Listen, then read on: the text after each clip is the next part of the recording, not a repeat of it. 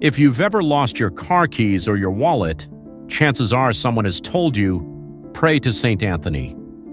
He is one of the most beloved figures in history, famous worldwide as the patron saint of lost things. But if you travel down to the very edge of the New Mexico-Texas border, you'll find a city that took his name to heart. This is Anthony, New Mexico, and the story of how this border community got its name is a beautiful mix of global faith and local, everyday history. Who was Saint Anthony? To understand the town, we first have to understand the man. Ironically, Saint Anthony of Padua wasn't from Padua, Italy, and his name wasn't originally Anthony. He was born Fernando Martin de Bulhões in Lisbon, Portugal, back in 1195. Raised in a wealthy family, he walked away from privilege to dedicate his life to God. He eventually joined the Franciscan order, changing his name to Anthony. Anthony was brilliant. He had an incredible, fiery talent for preaching. Legend has it that when a crowd of people once refused to listen to him, he went down to the river and preached to the fish instead, and the fish gathered at the surface to listen. But how did he become the saint of lost things? It all comes down to a stolen book. Anthony had a deeply prized handwritten book of Psalms filled with his personal notes. A young student decided to leave the monastery and stole the book on his way out. Anthony prayed fervently for its return. Not only did the thief bring the book back, but he also returned to his faith. Shortly after Anthony's death in 1231, people began asking for his help to find what they had lost. Now let's fast forward a few centuries and cross the Atlantic to the rugged high desert of the American Southwest. Long before it was an incorporated city, the land that would become Anthony, New Mexico, was a crucial crossroads. It sat right on the Camino Real de Tierra Adentro, the historic royal trade route stretching from Mexico City up to Santa Fe, and just south of the famous Butterfield Overland Mail Trail. It was a place of constant movement, travelers, and trade.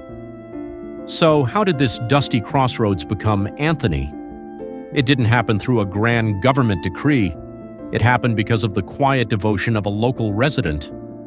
Sometime before 1884, a Mexican-American woman living in the area decided to honor Saint Anthony of Padua by building a small, humble chapel dedicated to him. As travelers, traders, and railroad workers passed through the Upper Mesilla Valley, that little chapel became a prominent landmark.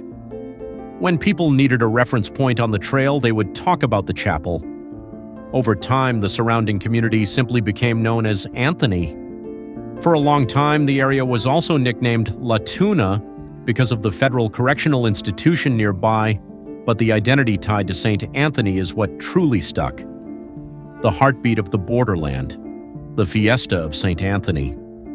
To truly understand Anthony, New Mexico, you cannot just look at its history on paper or study maps of old trade routes.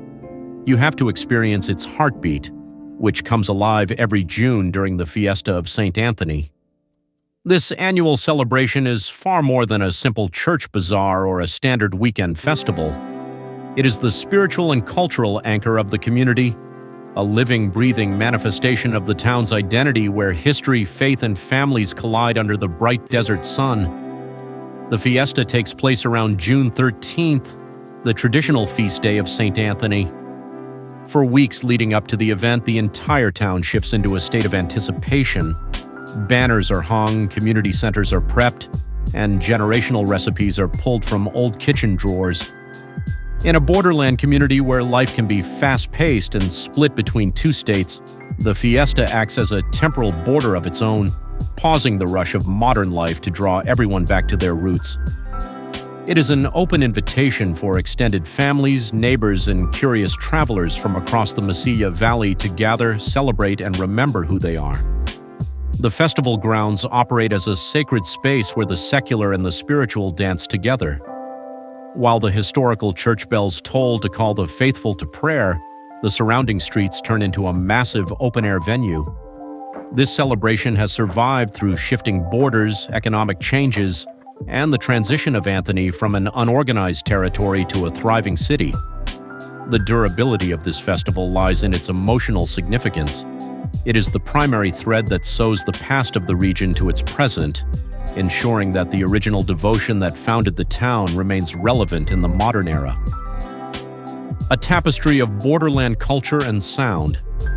Step onto the festival grounds during the fiesta, and your senses are instantly wrapped in a vibrant tapestry of sights and sounds that define borderland culture.